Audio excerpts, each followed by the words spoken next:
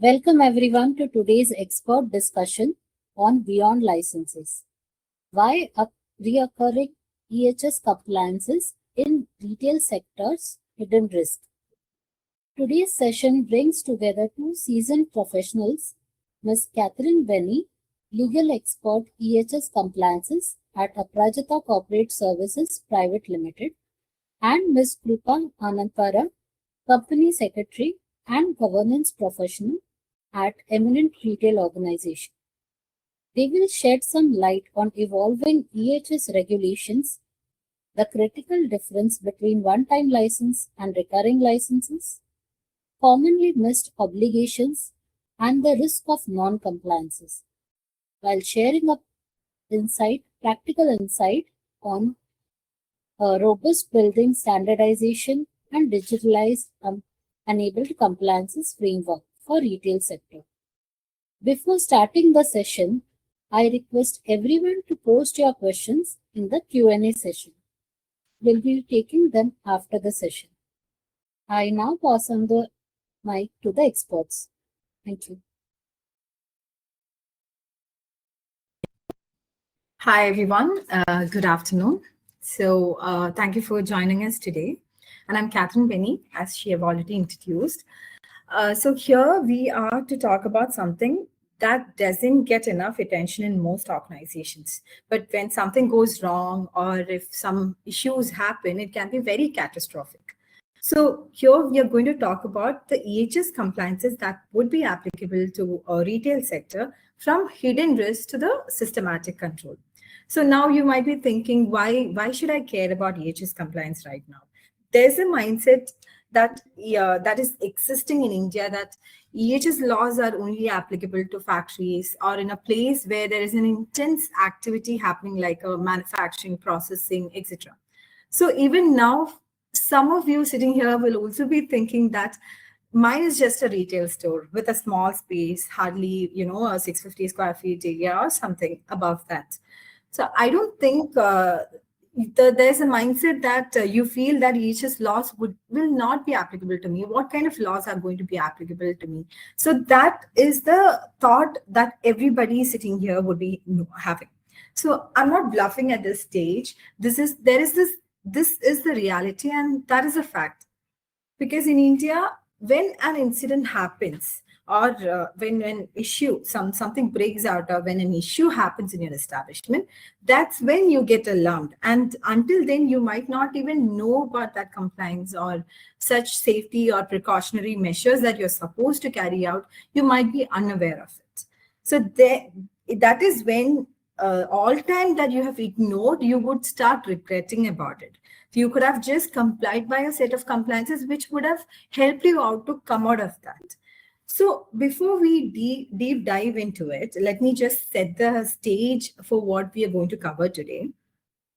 If you already know that the retail is India's largest employment sector, and if you're operating stores about like whether one location or if you have around 1,000+ stores across multiple states, you're managing complexity that most industries don't face, because the kind of complexity that you have in a retail is higher than most of the industry types if you look through it, because you have got couple of things. If you take into picture, you have got that multiple store formats. Sometimes you might have a different fire related compliance, your equipments might be different, the occupancy levels is different, the kind of operational risk that is involved is also going to be different. So if you take an instance of a textile store, it might have a totally different type of compliances than a food store. So if you are handling multiple store types, like if you're handling a clothing store plus you're handling a supermarket or a bookstore, that multiple store formats are gonna create a lot of complexity. And another headache is the state-wise regulations. You already know that India doesn't just have central legislations; it have lot of state-wise regulations also. So with respect to state-wise regulations, it is, as the name says, it varies from one state to another. If you take up Delhi, the regulation might be completely different from what you have in Kerala. So there might be few similar terms and conditions, similar provisions and all, but there might be kind of variations in each and every rules and regulations. If you take up the the pollution control board, the regulatory authority itself, the kind of enforcement in each state, that is like if you take up Maharashtra, how the authority works there is completely different from what is being carried out in the state of Tamil Nadu. So how the regulatory authority takes care of the procedures over there, the manner, the provisions, everything is going to be different in each state. So compliance isn't just one size that fits for all. It's going to be them. There's not just one umbrella under that everything comes out. No, that's not how it works. It is completely different from one state to another. If you take up fire prevention, it has got different fire prevention rules and act in each state. So that is one other headache that every stores are going to have. Another pain for every establishment is the third-party vendors and supply chains. So if your third-party vendor, for whatever you have hired them for, the kind of non-compliance that they carry out, that's going to equally impact your product or your service, whatever you're going to sell. Those things are equally getting impacted. For example, you might have the best compliances in your store, but if your logistic partner is creating some issue or have violated any particular regulation, that impact is going to affect your product and your services also. People lose faith in your product, and also there might be a equal whether directly or indirectly you are also accountable for it. So that is also an issue with respect to these retail stores.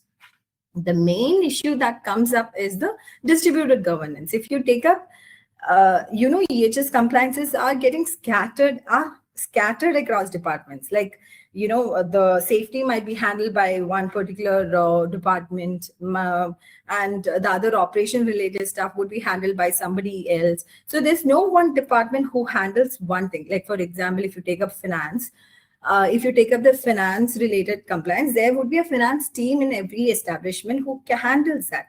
But that's not the case with EHS laws. Sometimes HRs would be handling it. Sometimes the operations team would be handling it. So there's no particular one department that handles the entire EHS compliance. It's scattered like anything. So nobody owns a complete picture here. So that is also a big difficulty for handling EHS compliances in India. And on top of all this, if you take up the regulatory enforcement, it is intensifying every now and then. Inspections are more frequent nowadays. You can see every now and then in the newspapers that this particular warehouse is getting inspected and they found a lot of non-compliance. So the inspections are day by day tightening. And penalties are also getting higher. Every now and then, nowadays, there are a lot of amendments coming up with respect to the consequence itself. So this isn't a problem that's going away. It is in tightening day by day. So this issue is something that needs to be fixed. It has to be properly, systematically controlled, and only then you can carry out it very easily. So today I wanted to, focus on certain hidden risks or hidden problems that every organizations are facing, but they might not be very aware of it. You might feel those risks are not ever their risk. So most organizations, if you take up the matter, most organizations are focused on the visible compliance items. I'll give you an example of few of the compliance. That's anything which has got a license. If you take up fire has got an NOC that has to be procured. Even PCB authorizations are there, like e-waste, battery waste, then all other waste management authorizations. With respect to DG set also, there's an approval that you have to pick it up. So there is a visible license in front of you, right? So when there is a visible license in front of you, you know that you have to abide by it. Otherwise, your store might not. You cannot even open your store.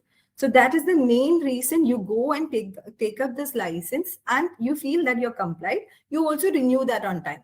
With respect to just the licenses, you might be very well complied by. But even fire, if you see the other set of compliance, like if you have to take up the fire NOC, there are a huge list of conditions under that, which is also, few of them are also the compliances.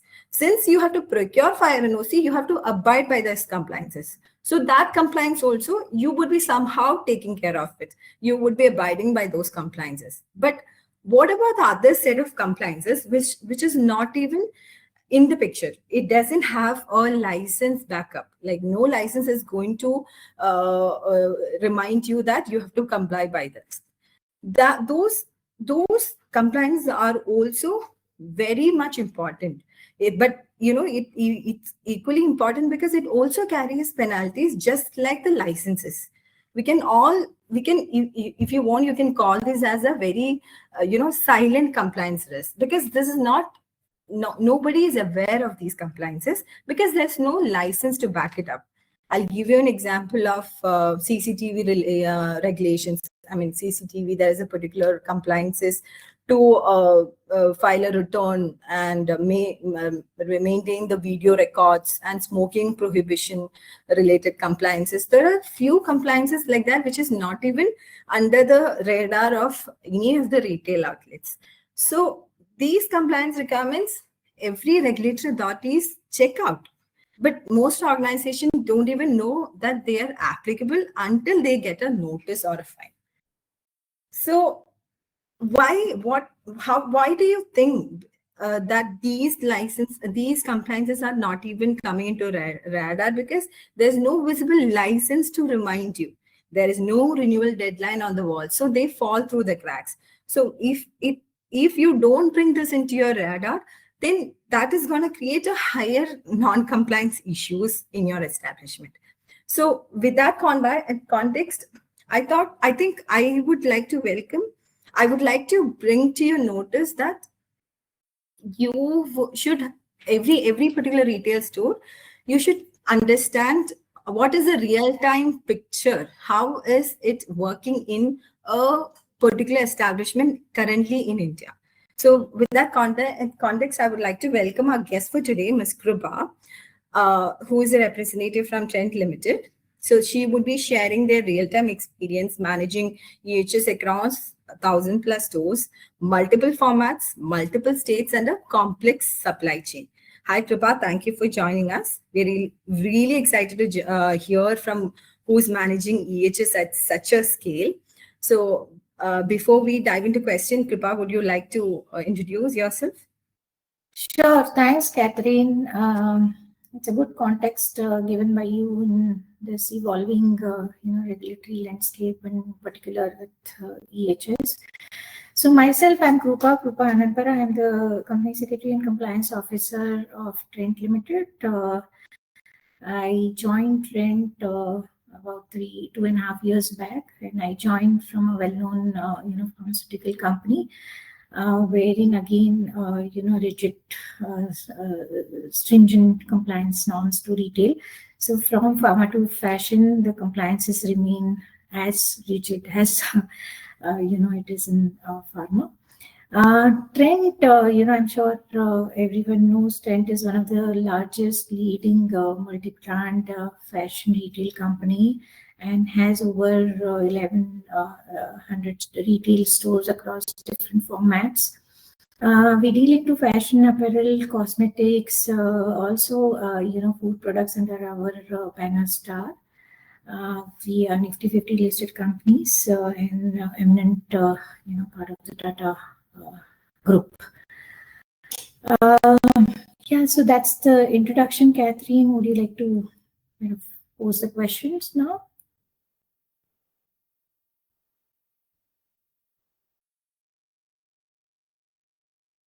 Questions for the audience to know, like how it is being managed in your establishment. How is these compliances, that how aware are you about the EHS compliances, and how are you managing it in your establishment, and the real-time challenges that you're facing? I would like to know everything from your perspective, the real scenario, real-time issues that you're facing, so that so what preventive measures they can adopt, how can they implement that in their establishment equally to prevent from all the non-compliances.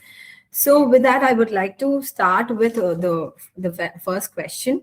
So as I already mentioned, in India, companies find it very challenging to handle the EHS compliances, as it is being scattered between like different departments. One department handles fire safety, another manages waste, and someone else oversees the occupational health. And there might be a huge involvement of a third-party vendors also, or a partners managing other set of compliances, right?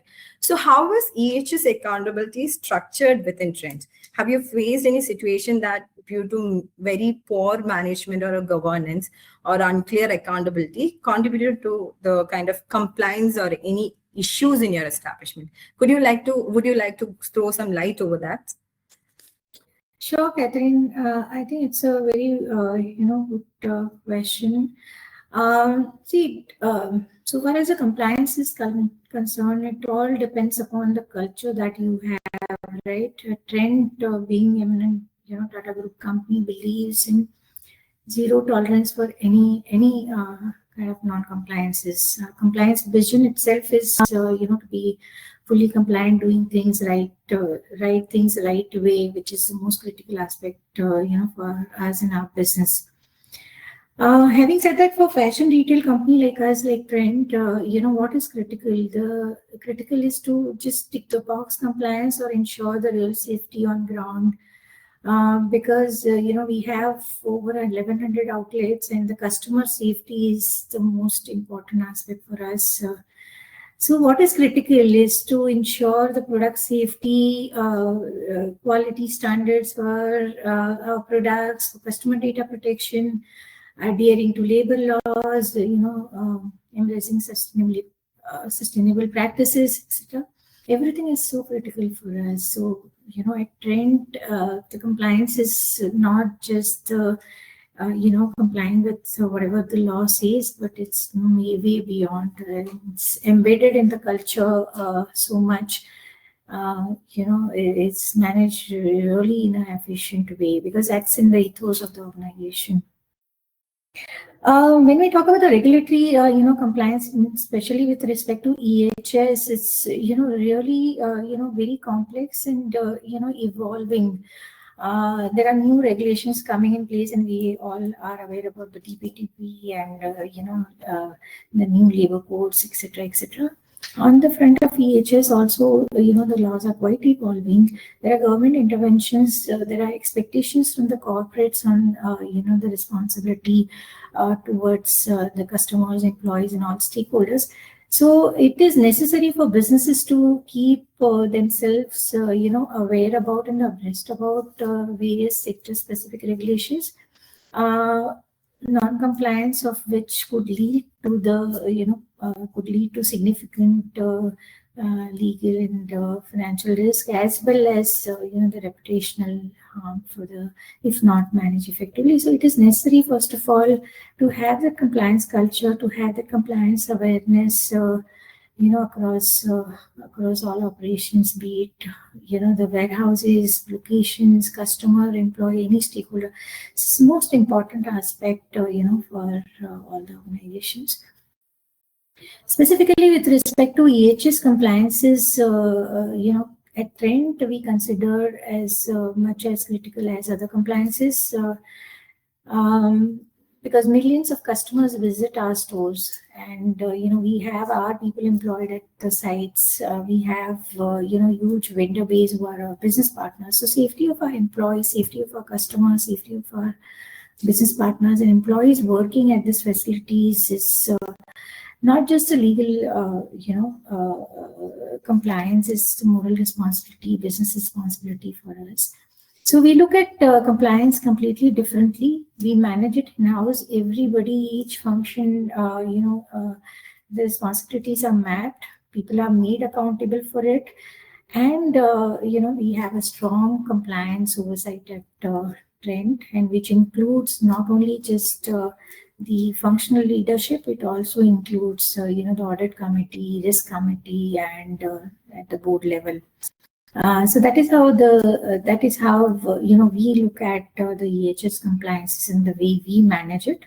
There are well-defined SOPs and processes in place to articulate who is responsible for what, and there is a centralized team who oversee the kind of the compliances are mapped. So policies and processes clearly defines the accountability and responsibility, and that way we manage it quite efficiently. Because the EHS compliances are most relevant and significant, having a more important for us, we have a dedicated health and safety committee at an organizational level, at a central level, and the members are like all the function heads are part of it, and we have monthly health and safety committee who looks into all the incidents that happen during the month at any location. So be it the electric wire failure or a small fire breaks out, any such incident which puts life at risk are being discussed and gets discussed at this committee meeting. There are new areas, the lift and escalator safety is also, a couple of years back we were not aware of, that could also pose challenges, but that is also part of the agenda for this health and safety committee, which meets at the on a monthly regular basis. Significantly, the responsibilities are not at a central level. We also have responsibilities mapped at a store level, zonal level, regional level. So each and every person is made accountable so far as the health and safety, EHS compliances are concerned. And as I said, the compliance oversight is also very tight, stringent, at every level. Apart from the people's responsibility, we extensively use technology, wherein we kind of let me give an example. For monitoring compliances, we have effective software which helps us to monitor the compliances. However, other than that, we also use like the technology to see at a store level, at a location level, also the fire safety norms are followed, not followed. The CCTV camera footage is also used to see if the fire exits are clean and clear, or been dumped with the products and the goods there. So this is the way we have the central team monitoring everything at a location level, and beyond compliance is safety matters, and that is how we have control over regulatory compliance as well as the safety of customers and employees over there.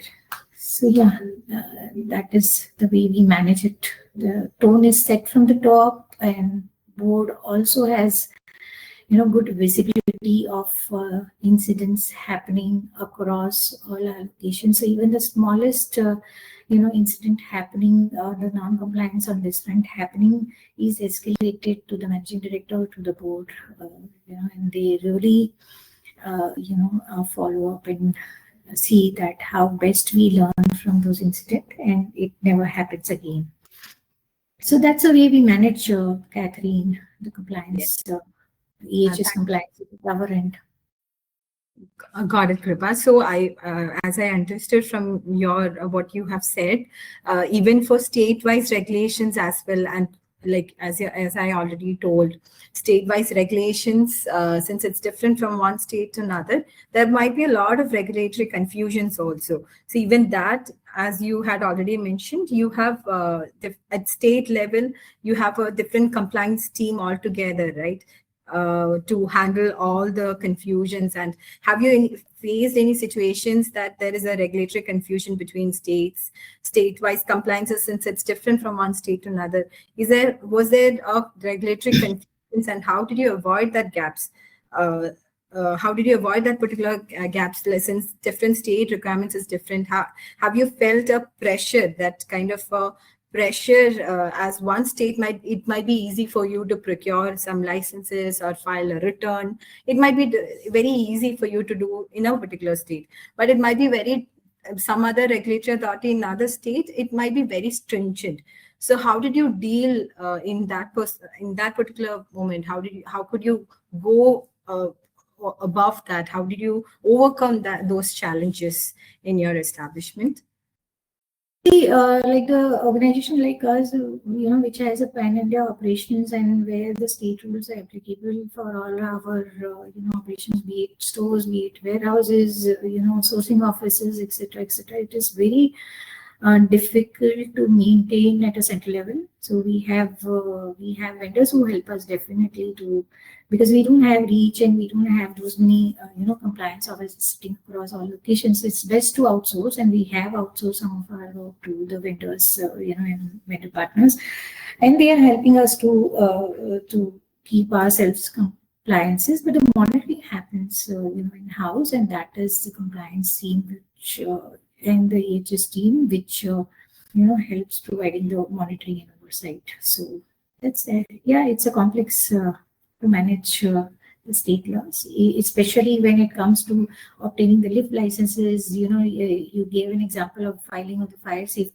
the CCTV returns, whereas where I mean, you don't have a visibility of which local jurisdiction apply to you and where do you go and file the returns. And so there the external help always is needed, and I'm sure the organization having a wide scale of operations need to use the external help, and we are using it. It's very obvious. But on the top of it, it's important to keep that oversight, because it's your organization, your customers, your employees' safety. I totally understand that, Kripa. And as you had just mentioned about the CCTV compliances, I am very surprised to know that you came to know about such compliances. So there are a lot of such compliances which is not in the picture of a lot of people. Those are very important compliances, but that is not known for a lot of people. It's more like a silent compliances. So they immediately think only about visible licenses like fire and OC, waste management authorizations, TGZ approvals and all. So how did you come to know about that silent compliances? And is that because of any particular incident that had happened in your establishment? Have you come across any incident that led you to gain that knowledge, or how did that organization currently identify and this particular compliances? How did you start complying by it? Was there any particular tool that helped you, or consultants or in-house? How did you handle all this? So because to know about this compliances, it would be a little difficult until and unless you face a situation that would lead to take up these matters. Or is it purely on your research you identified these compliances? How did that work out? Catherine, we all mix of everything. So you mentioned, so first of all, we have a quite vigilant compliance, in-house compliance team who on a daily basis checks the new updates, new amendments, the new laws that come into place, and they on a daily basis percolates, this to the management as well as to the entire team. So that is the first point of check. Second point is also we have this consultants who keep sharing the updates with us, the new newsletter. So also we vigilantly see where we impacted and keep those changes. Third, of course, we have a compliance monitoring and a compliance monitoring tool, and which throws this kind of updates. It's mapped at a state level and local level. So we come across all these new compliances through the portal management consultant also. And the local team also keeps us updated on the out of interactions with the neighboring location sites and all. So it's all combined to, let's say, status of a couple of years back we read about the lift license. We obtained, obviously providers provide the license, but it may so happen that this small categories of compliances, the big small us, or if we consider from a safety perspective, these are most exposed areas for for the organization like us from a safety perspective. So it is. It became suddenly, came into the radar of the senior management team. Fire and NOC, of course, it was not that much, pertinently followed up and rigorously done, a couple of years back. But now it has come into the agenda. And we don't open any store without having a fire NOC at this juncture. And that's a SOP, established SOP. And if you have to deviate, we need to go to the senior management for the deviation approval, which rarely is approved. So this kind of things come into light, gradually as and when we come across such situations. But yeah, it's evolving. Great to know that, Kripa. And I would like to pose a question regarding the waste management in your establishment. As I'm well aware that you're publicly committed to the producer responsibility, and in practice, how are you managing that kind of waste generated in your establishment? There might be a lot of plastic waste across your stores, from product packaging or in-store operations. So have you partnered with a particular recyclers or a waste management vendors, or how do you measure and report on your plastic waste reduction targets? So can you just give a light on those aspects as well to us? Sure, Catherine. So we do have our EPR consultant who end-to-end supports us with everything in the sense from, with regards to the compliance thing and advising on the best practices. The approach we have is, I'm sure the other organizations do have, is reduce, reuse, and recycle. And more particularly, the waste for us would be plastic, fabric, some ESD waste, etc. Not much of a ZS, but yeah, ESD would be, and the cosmetics could be that in that category. So far as the plastic is concerned, we are committed to the environment, and therefore we are using the compostable plastic, and which offers multiple environmental benefit. And we also committed to reducing our reliance, on the plastic, very much there in the sustainability team's agenda, the organization's agenda. We are reducing our reliance on non-biodegradable materials across all stores. And yeah, we are aware and conscious about our EPR obligations, etc. And this is managed, quite well between different teams, like starting from the procurement team, who constantly evaluates from a sustainability perspective whether this material would be environmentally safe material and what would be our obligation if we use that material. They constantly do that trial and error kind of about. But the agenda is one that we are very much committed to environment, and we comply with all the obligations that we have. Like for an example, for we use cardboard box. We used to use cardboard boxes for mobilizing the goods from here and there. But however, we have started plastic reusable totes, which not only brings a business efficiency but also is a sustainable material, environmental benefits that it has. So yeah, it is constant exercise. We keep evaluating, simultaneously complying with the regulatory norms. We also work and evaluate the other side of it to make how do we have the best environmentally safe materials. In the agencies we engage for disposing or recycling of the materials are also quite we get the certifications from them. We don't just engage like that. We go visit their facilities, see how they incinerate or dispose of, and then we engage with them. So it's a quite rigorous exercise that happens between different functions.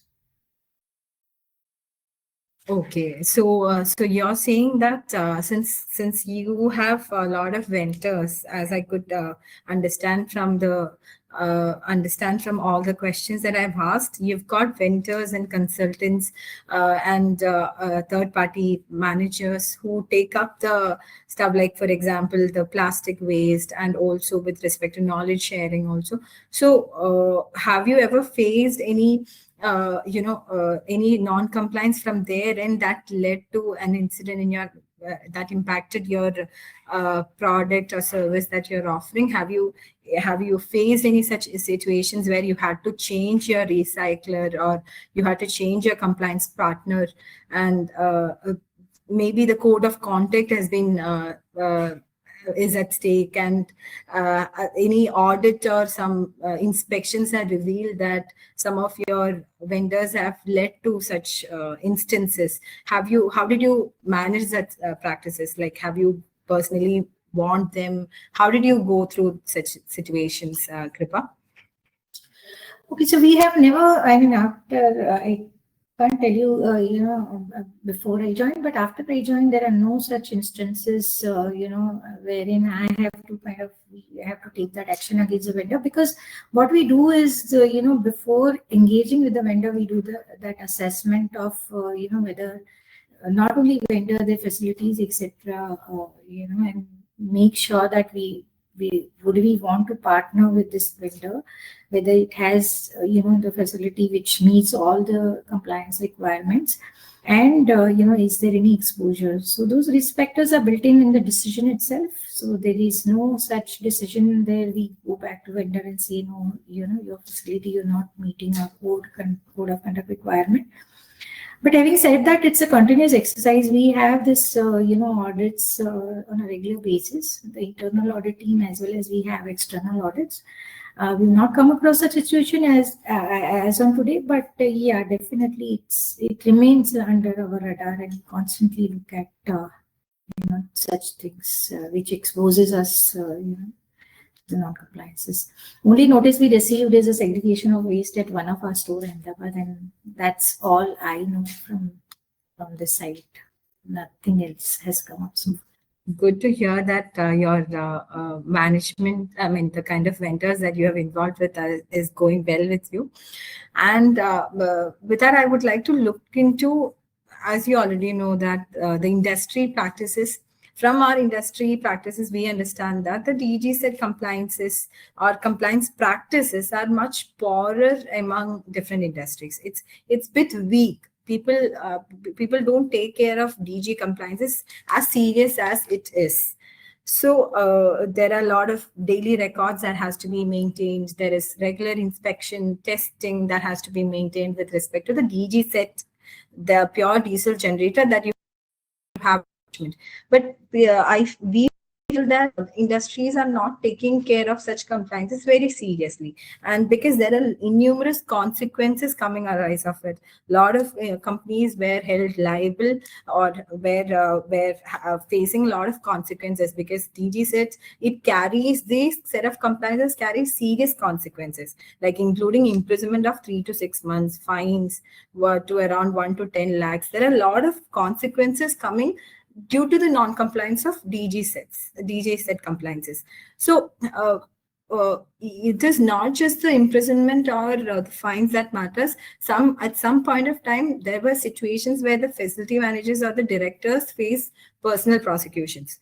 So Trent operates hypermarkets with backup power systems, and also a few other establishment which has the DG set requirements in your establishment. How many, if you can throw some lights, how many DG set you had to maintain? Whether it's a very whether the responsibility of maintaining the records in DG sets were completely owned by you, or and do you have that full visibility into those compliances across all locations? Because in Trend, as I can see, there are multiple formats of multiple type of companies. Like if you take up West Side, which is into clothing, and take up Star Bazaar, it's a supermarket, and there is this cosmetics also. So there are different store formats for Trend. So it's different, and some might not require DG set, some might. The size and the occupancy level, everything matters. So how are you managing DG set compliances because of its consequence level? And also evolving regulation changes, because nowadays you would have been aware about the retrofitting of DG sets as well. If your DG set is above a particular kilowatt, you're supposed to retrofit. If it's an old DG set, which manufactured newly, they have to be complied by the specific requirement in each state. So how did you manage at the evolving regulations coming up for just DG set compliances, irrespective of other, apart from other compliances, DG set compliances? How did you handle it? Could you throw some light over that, Kripa? Sure, Catherine. So a couple of things. First of all, so far as being aware about the DG state compliance requirement at every state, we are very much aware. The compliances are mapped everywhere for all locations. Okay. So we are very much aware about the evolving, the changing new requirement which imposed last year or a couple of years back about this retrofitting if the DG is above certain kVA, and we have done that actually. So so far as compliance is concerned, we are very much cognizant, and we have taken necessary actions across. So one, the retrofitting has already been done in the stores where we have those criteria met, and second, the new DG sets are installed with the new norms and pollution control prescribed by the pollution control authorities. So the old ones are already repaired, and the new ones are taken with very much within the prescribed, meeting the prescribed criteria. Second, because tent is on most of the stores are leased stores, responsibility actually lies with the lessor of providing us a DG and as well as maintaining DG. However, we proactively manage it at our end. We don't, completely leave it on the lessors to do all that. Wherever we come across, any new things, which although responsibility of the, developer or lessor, but we undertake that, proactively. And the third is, of course, we considering our operations, we have a limited number of DG sets. It's not that only in the areas wherever we do not have the regular supply of electricity, but we try and minimize the use of DG sets. Is from a sustainability perspective, there's less pollution. So all three things are on, although sitting in a different agenda for different teams, but very much on the radar. Okay. That's great to know. So as you already mentioned that this, I think you would have already, as I already mentioned about the different store formats for Trend, like you have West Side stores for clothing, Star Bazaar with packed foods. You might also you might also have a warehouse to store all these goodies before getting into the main store. So you have different types of, even though Trend Limited is an entity, it's not a retail store just for one type of product or service. It's for multiple type of goods.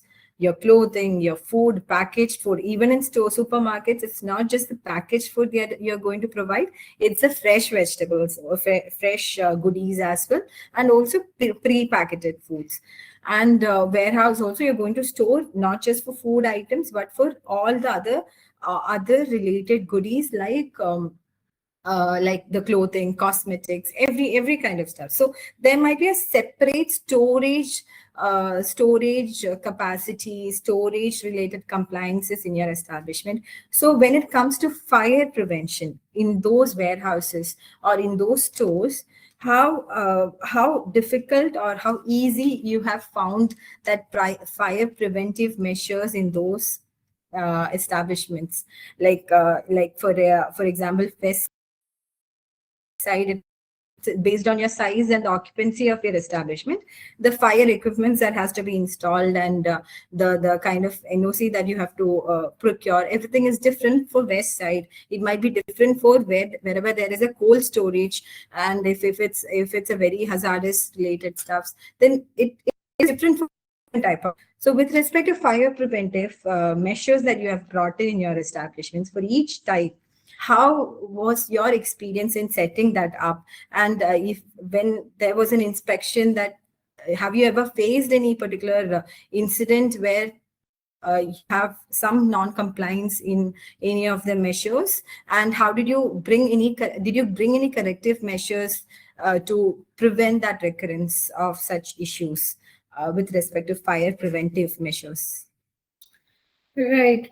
So again, I'll break it into a couple of things. First, fire safety is the most critical for us, and it's driven by the senior management here, and it's non-negotiable. So, when we say NOC is just a document, however, we ensure that all our fire, safety instruments, sprinklers, all are in place. We conduct regular electricity or electrical, audits to ensure that the electrical points are working well and has no exposure to fire. And so even facade safety, the store facade safety, even the neighboring stores or outlets have restaurants and vendors. So we have a complete visibility of our risk in this particular area, and we try to mitigate through continuous oversight and monitoring. So that is the one aspect. So far as fire safety comes at the top of the management's agenda. So fire safety and all, of each state, each local jurisdiction has a separate requirement, although it's national building code which lays down the requirement of obtaining the fire NOC. However, it's been driven in so there we take external help, wherever required, and we have our consultants getting the fire NOC in place. And fire NOC is not just also make sure and ensure that we are compliant with all fire safety norms, which are prescribed norms, and make our store fireproof. So that's the ultimate objective. And yes, fire NOC is also regularly. Although undertaken, although it's a developer or the lessor's responsibility, we proactively obtain that as well. So this is one agenda which is continuously been, we meet on a weekly basis with our managing director, and this is getting discussed, quite secondly. So a couple of years back, again, that was not under, but considering the recent, fire incidents at various, outlets, and as we've heard many, so it has really become and picked up the attention of our management. So it happens at a multiple level also. The project team, the property team, while deciding the properties, checks that the location is fire compliant and has proper fire NOC. Projects team at the time of fit outs ensure that we have all the instruments, which requires from a fire safety fire perspective. There, we have a maintenance team who regularly monitors whether this instrument are working well, and we have compliances, compliance team who visits the stores and actually checks, whether whatever has been ticked as a compliant by projects property maintenance teams are actually, in place. And we nowadays we're using AI also to see, assess, at any location we are not meeting that requirement. So that is also there. EHS team also, regularly does a fire mock drills. I'm sure the other companies also must be doing it, but for us is the frequency more. And there are fire wardens, at every store, every location, and they are compulsorily wearing the jackets, fire safety jackets. So this kind of, interventions are taken from our end to make sure that, we not just adhere to the compliance requirements, but going beyond that, we also have everything in place, to make the location fire safe. Whatever, it could be store, it could be warehouse, it could be the food warehouse, it could be dark stores, everywhere. This is something which is getting discussed with the senior management quite frequently and regularly. So, Kripa, with respect to the fire preventive measures also, and apart from it, there are compliances which is triggered upon occurrence of it.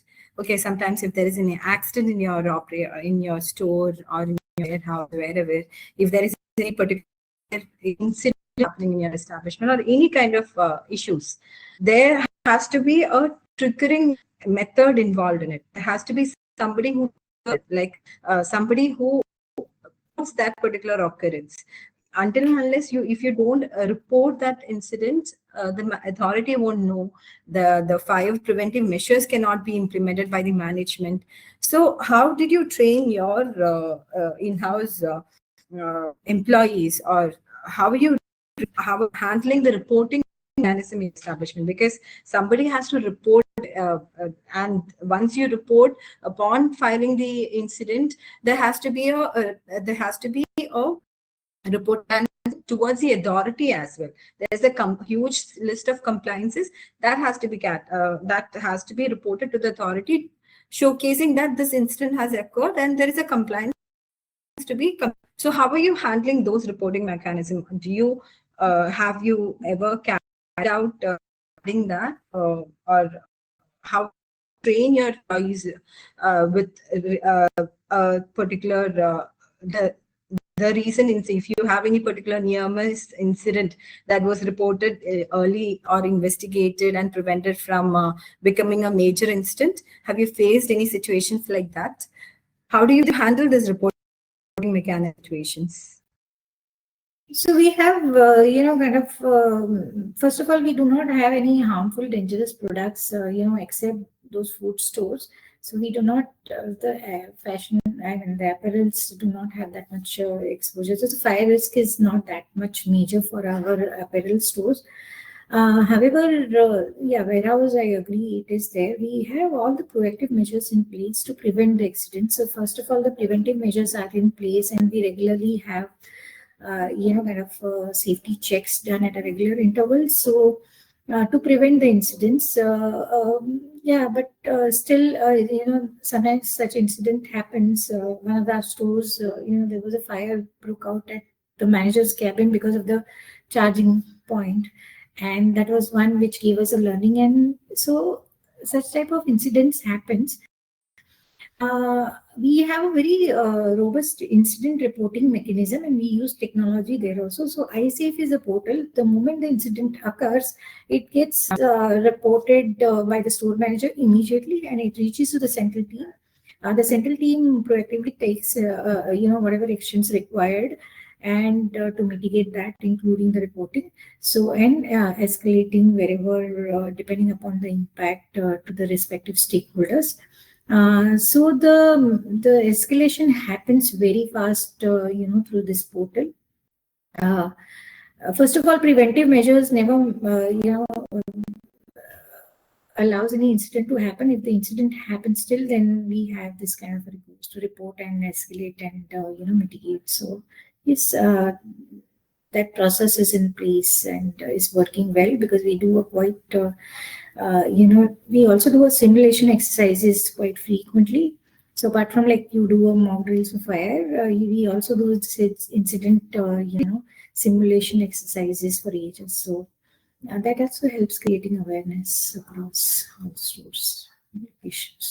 So, as everybody are aware, Trend has started decades back these businesses in India, and in the initial period during the inception, how did you fundamentally change your approach towards the EHS management at Trend? Like initially, you might be aware of few of compliances, but but what systematic changes that led you to implement all the EHS compliances?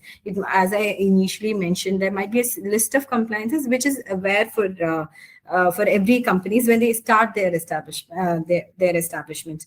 But there are huge set of other compliances that you might not be aware. But how when you came across that, how did you bring in that changes in your establishment where such implementation could have happened? Like, did you find any particular tools that is currently existing in the market beneficial for the management of the EHS compliance, or how do you measure that effectiveness of those tools in your establishment? Could you throw some light over that? Yeah, sure. So, as I said, it's evolving, right? For us, it's evolving. Like the regulations are evolving. We are also evolving. We are also learning from our own practices and experiences. And so fair NOC a couple of years back would be just a document and a compliance tick.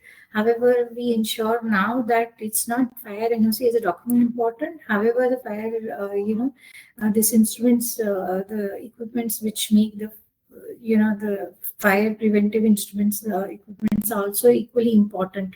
And therefore, we ensure that, it's not just getting the document in place is important, but also having those, safety measures important.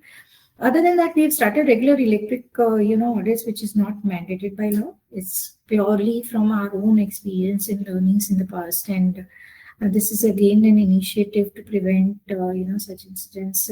We also started conducting the electric audit at our vendor premises to, make their premises safe from any fire incidents. We started tracking the vendor fire NOC documents apart from our own.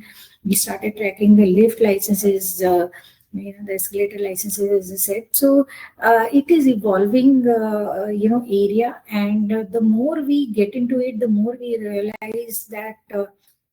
The compliance is not mere compliance is not important.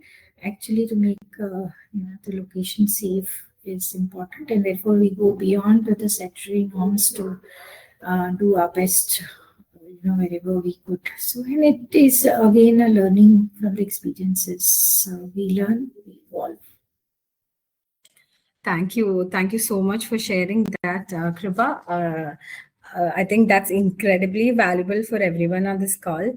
So you've just walked us through the real governance, real state-specific challenges that you have faced, and real incidents and real solutions. So this is exactly the kind of practical experience that helps people understand why EHS isn't just the compliances, but it is very business critical. So thank you so much for Kripa for shedding this knowledge to all of us. With that, I would like to give you a brief understanding how big is this EHS world, and how impactful is the consequence of the non-compliance of each and every EHS compliance to your establishment. I would like to share my screen for that. Sure. Because we're talking about the people's lives, right? It's Exactly. Be it employee, be it customer. The EHS is directly, it's Yes. not negotiable, non-negotiable. Yes.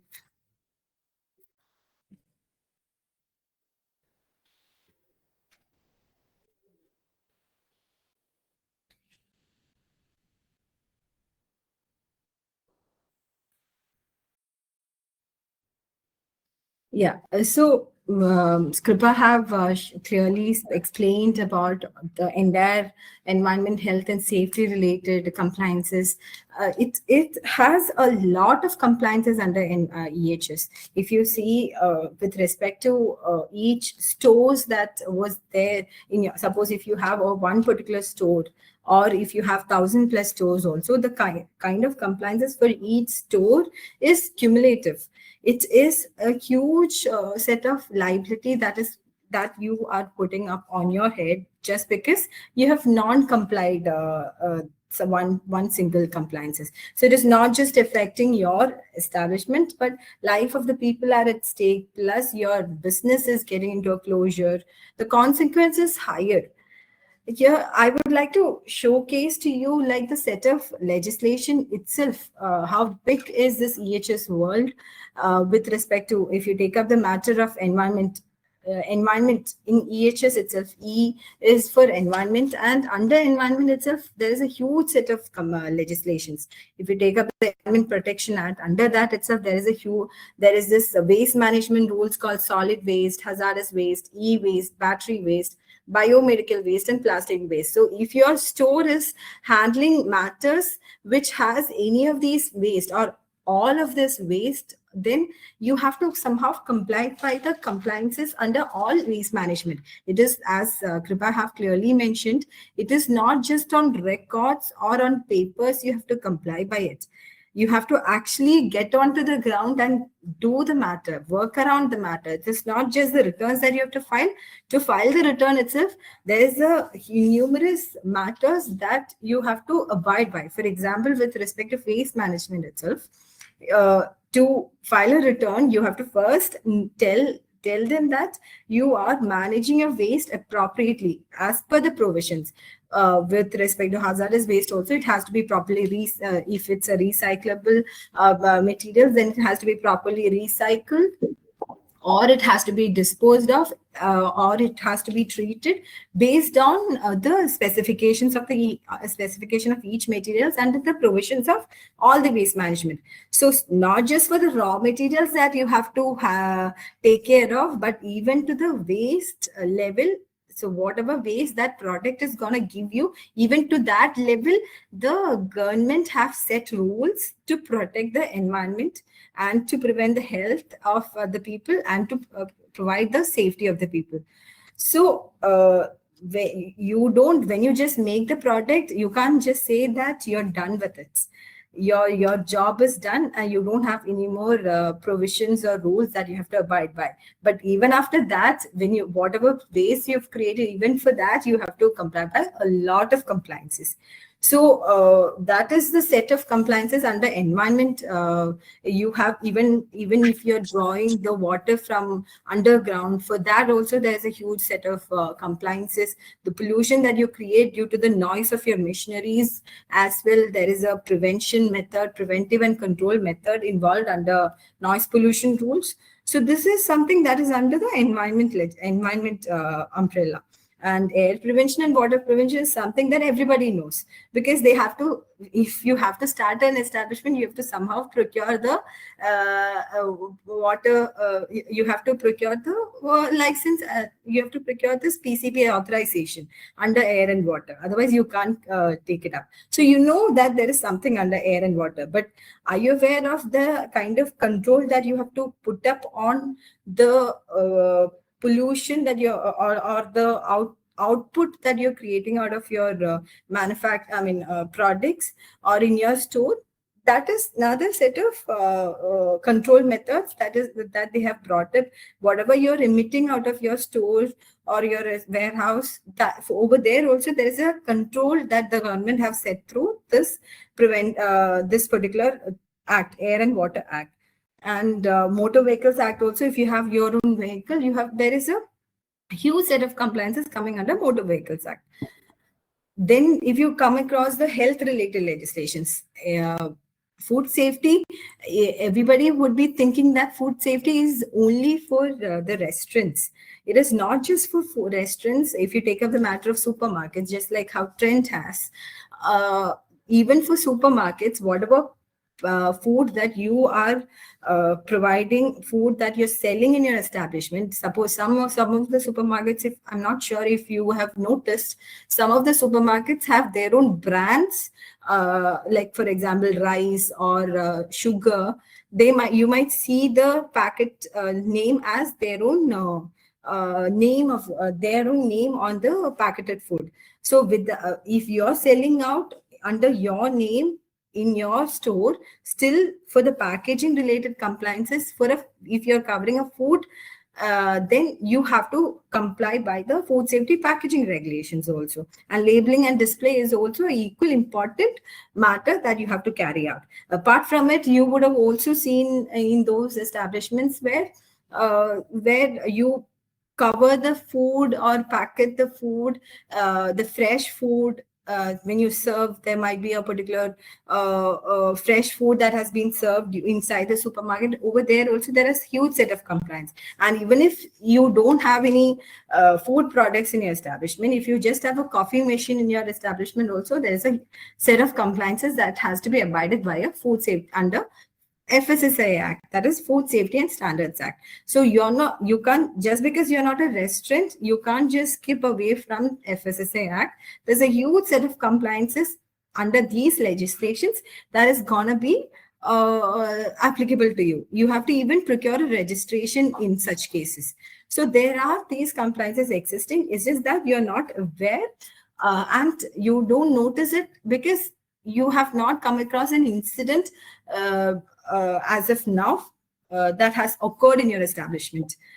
So, and apart from food safety standards, as I had already mentioned with Krupa, that Cigarettes and Other Tobacco Products Act.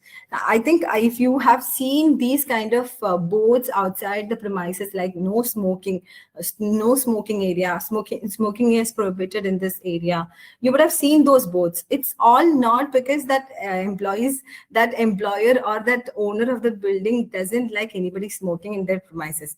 It is that might be also one reason. Plus, the government have clearly provided a compliance under this act that you have to display it in your establishment. I'm not sure how many of you are aware of it, but this boards that you see that is being displayed in your establishment is also equally applicable to every establishment which you have to comply by.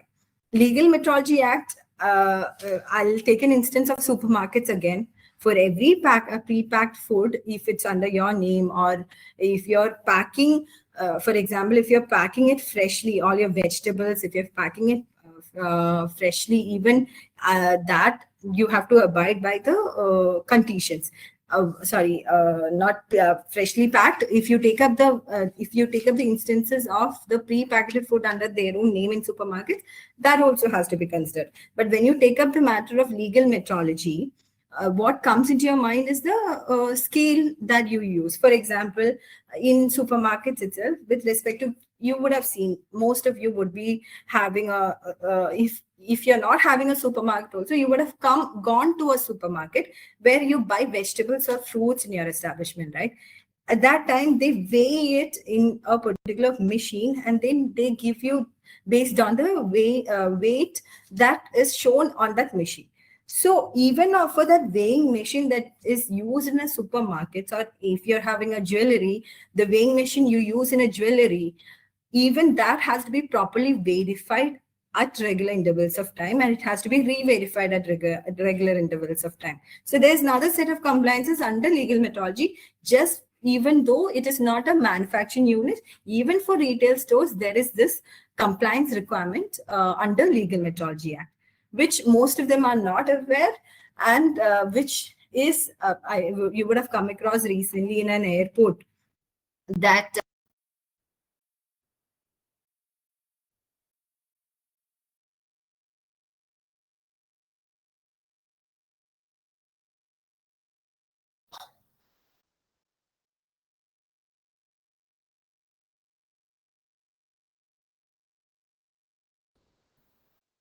establishment, whatever you're selling it for.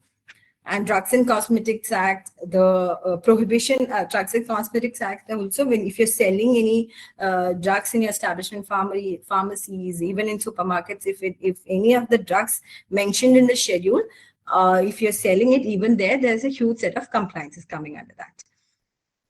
And when it comes to safety related legislations, Electricity Act, if every store would be using the electricity. So the kind of compliances that you have to follow, suppose if you have any particular diesel generator in your establishment, you have to get the proper certification under CEIG, that is a Central Electricity Authority.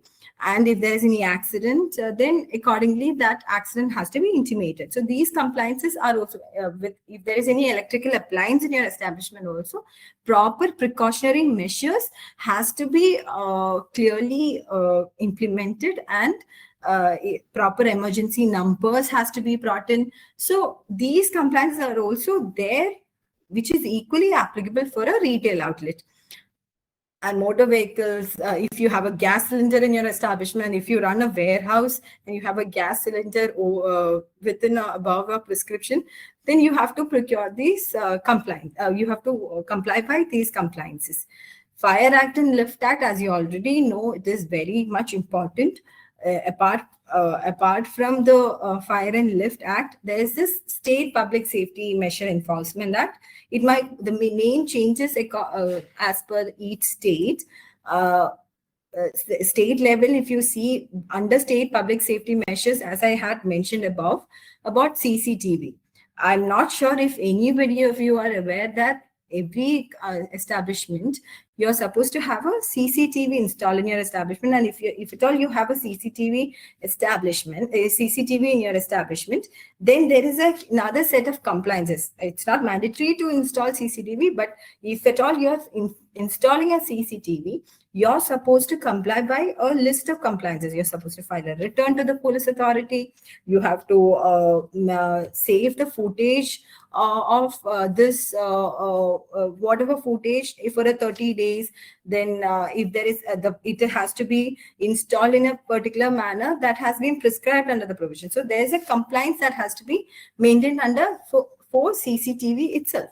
So which people are not aware properly. As I had mentioned, it is clearly not in the picture of a lot of industries or companies. And under State Municipal Corporation Act or Municipality Act or even Panchayat Raj Act, there's a trade license also that you have to procure. And I would like to showcase the volume of compliance that you might have in your establishment, or it might go up and down based on your establishment, the licenses you have to procure, specifications and standards, filings, display, register. So these are the kind of compliances that you have to maintain in your establishment, and this is the kind of volume that might or might not be applicable in your establishment. I would like to briefly showcase a few of the licenses, that is trade license, FSSI, air and water consent, lift license, legal metrology license. So these are the licenses that would be applicable to you based on the activity that is being taken care in your establishment, or any particular goods or product that you use in your establishment. And the filings is also annual declaration on compliance of fire prevention and safety, as I mentioned about the return relating to CCTV installations, report on periodical inspection and testing of lift. So there are numerous filings that might be applicable to you, and these are the registers, health and sanitation record, and the daily record of periodic testing. So periodic testing of DG set installations, self-certification report of the electrical inspector. So these are the registers that has to be maintained. And display, as I mentioned, in every establishment you would see one or the other displays. All those displays are mandated by the authority, and based on that is where that the companies have to put it up on their establishment. Like if you see restaurants or any particular supermarkets, you would have seen FSSI license or registration on the e-commerce website, or on the premise also you might come across. And sometimes for any electrical installations, near to that there might be a safety instruction put up, and also certain emergency numbers provided under the premises. And if it's a restaurant, then on the menu card you would have come across a lot of informations with respect to the there are under, if you take up the Legal Metrology Act itself, under that, as well as FSSI packaging regulations, for a food menu card also there are a lot of requirements given, like calorifical value, veg or non-veg. All those requirements are also prescribed under FSSI Act. you have to clearly mention the whatever under FSSI packaging regulations, FSSI under FSSI Act, it is clearly mentioned that on your menu card, a lot of, apart from, I'm not even talking about the pre-packeted food, I'm talking about a restaurant which has a menu card, and on that menu card you have to prescribe certain, you would have seen across all dishes, you would see a green and a red color marking which shows as veg or non-veg, and below you would have seen gluten free, lactose free. That is mainly allergen specifications, so that even that is the detail that has to be given on a menu card, which is clearly prescribed under the FSSA Act. So that is something that is the kind of display activities coming under all these legislations. And apart from it, there are a lot of specifications and standards and a lot of advisory related compliances which you have to procure, which you have to look into while operating a particular establishment. It's not just once you just opened you just opened your establishment, you have taken enough licenses and you're not done with that. Or during the operations, as well as even during the operation, as well as at the end of the operation, even after the output has been released, you're supposed to comply by all these compliances which is applicable to your establishment, and there are innumerous compliances under EHS. Because when you don't comply by it, then there's a huge consequence that is arising. With if you take up the legal risk also, it is not just a warning that is going to be issued. It doesn't just end with fines or penalties. It might go to a level where your directors or occupiers or safety officers, they're getting prosecuted, and sometimes they might in some instances it might end with fines, some instance it goes to an imprisonment, sometimes it would be a cancellation or your closure of your establishment, cancellation of any of the licenses that you would have procured after 2 months or 3 months of struggle. You would have procured a PCB authorization. I'm pretty sure that every units that you have opened in your establishment, even if it's in a mall or outside on a roadside, inside or inside a very prominent place, you would have gone behind the authority for like months and months. You have complied by all the compliances, but maybe just one miss would create a big issue, and it might cancel the license that you have procured after so much of struggle. So that is going to create a huge reputation loss as well for your product, and also a reputation loss for your product, also a lot of loss of revenue, right? Because I'll take an example. Suppose if there is a particular store, you have around 10 stores, or you might have around 20 stores or 50 stores, and each store, if they have not complied it, for one store, if it's like around 10 lakhs, just imagine for 10 stores, how many would be your non-compliances. So it's just, that doesn't end with 10 lakhs. It's going to be 10 into 10, because it's a cumulative loss that you're going to cause. It might even go to crores and crores.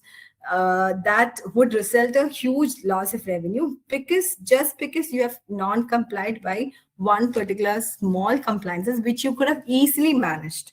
So it is not just the fines and imprisonment. It's gonna cost your your reputation is at stake, the trust of the company, the customers, you lost a revenue. And just imagine you're being blacklisted, and the kind of media coverage that you get, the negative impact you get. And suppose if you're going for an IPO or something, just imagine about the investor trust. So there is a lot of issues that is going to come across, and a lot of consequences which might result in all these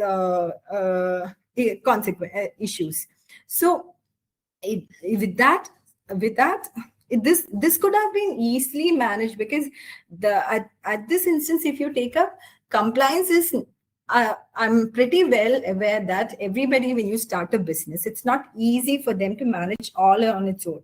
There might be a lot of lack of clarity because they're new to this area. And in that circumstances, as Kripa have clearly mentioned, there is a limit that any company would face, like the knowledge limit or any other issue or time limit. So mainly because of that, what they do is they get into a consultant, whoever handles this since a long year, since a long to, I think, as I mentioned, they are into the business decades and decades, and what they are doing is they're getting into they're getting they are approaching a lot of consultants, or they are approaching a lot of tools to understand how can this be handled, because it's always better that you go to an expert rather than trying it on their own. So at this instance, I would like to introduce to you how we are managing this compliance, is how we have a tool on our own on managing this compliances, because I'm pretty sure that you're aware about our tool, that is Compliance Remo, which handles EHS compliances since the beginning. Many of you who would have joined are also taking care, are also one of our partners. But Compliance Remo, what we offer here is an end-to-end compliance platform. That, by saying end-to-end, here we don't just offer the Compliance Remo as a tool. To have a tool and then you complying by it, you understanding that these are the set of compliances, and you close it every now and then. But what about the other part of it? Like, there are huge compliances, like for example, there is a return that has to be filed.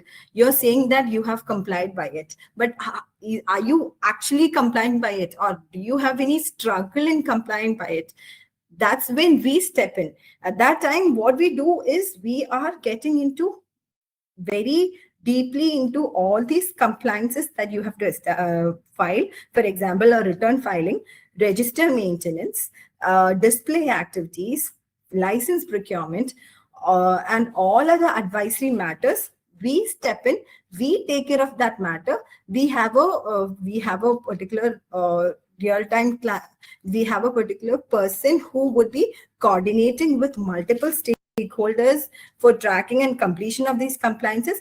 They take care of the returns. We create the returns, we file it with the authority, we create the registers, we let the management maintain it in their establishment. The display activities also will be properly displayed in your establishment. License procurement would be easily procured from the authority and would be given to your hand. And there would be a continuous tracking and updation of these changes in compliance landscape. And there is a real-time compliance status of that organization would be clearly provided. There's an end-to-end management. You don't have to take care of any of it. Once you engage us, there would be a tool configured for you. Then we have a multiple stakeholders who would be coordinating it with you for complying by each and every compliances, and it would be properly tracked. So whenever an inspector comes to your establishment, you would be completely complied by all the EHS regulations, all the EHS compliances, because we have an end-to-end management of this particular compliance. That's how the EHS compliance services would be working completely, where you don't have to just bother. You're only not just the awareness of the compliance is given to your hand. At that time, what we do is there are a lot of tools in the markets. There might be a lot of tools in the market where you have to put effort and look into the compliances. You have to comply it on your own. But what we do is not just that. We are going a step ahead of it. We would be personally managing your compliances. We would be getting to the authority. We would be talking to the authority and complete the entire compliances. Will make your establishment 100% compliant. That's how the services that we are offering is being showcased to you. This is the tool that we have we have in our hand. This is the status of the complied, delayed complied, and not complied compliances. We have the criticality, like we'll also mention that this you are under, your risk is high, so you have to comply by it clearly. And this is how we put up each compliances, how we can upload the document, how we can submit the filings, and close these compliances. This is again the risk, how we showcase our risk, how much you have resolved, how much you have reopened, and how much is still open. So that's how we management the entire end-to-end management. Because what we feel is that always approach an expert for complying by all these compliances. Otherwise, this because EHS compliances is very complex, and as I already mentioned, it is scattered like anything. It is not being handled by one department. Every entities might not have that much bandwidth or that much people to take care of these matters. And when it is scattered, you already know it might lose out of your hand. One department handling one thing, the other department handling another thing, it might lose out of your hand. That's when we step in, where you will have a shoulder to lie on, where we would be handling the entire compliance end to end, and there won't be any loose gaps. So with that, I would like to end this presentation. If there is any questions, please post it on the group. Sorry, on the call.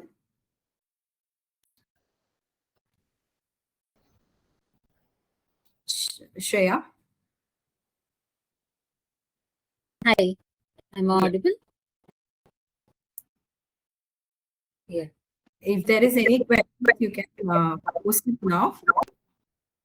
So currently there is no question as such. But we can ask the audience if they want. Kindly post the questions in the chat box. We can address it also accordingly.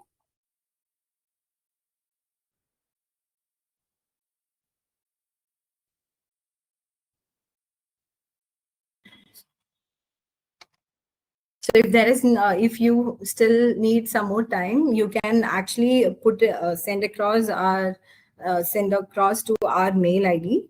We can elaborately discuss it, or even we can have a discussion. We can also provide you with a demo of our tool and our services, EHS compliance services. We can do that. So you can send a mail. Shreya, could you give elaborate So, a bit? Yeah. So for everyone, we'll be having a mailer ID. I'll be putting in the chat box where people can get back to us. I'll put that in the chat box. Yes. So thank you. Thank you so much, Ms. Catherine, and thank you, Ms. Rupa ma'am, for sharing your valuable time and insights on this topic.